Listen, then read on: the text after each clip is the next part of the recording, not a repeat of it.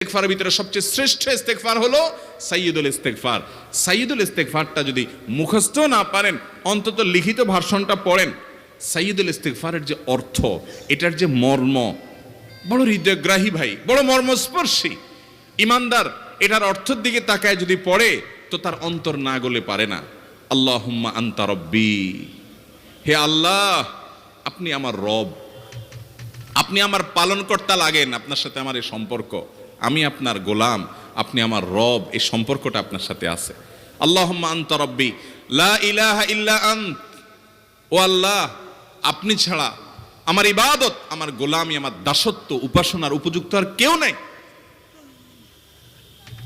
আল্লাহুম্মা আনতা রব্বি লা ইলাহা ইল্লা আন্ত খালাকতানি, আপনি আমাকে সৃষ্টি করেছেন। ওয়া আনা আবদুক, আল্লাহ আমি আপনার গোলাম। দেখেন কিভাবে আল্লাহর সাথে সম্পর্কটার কথা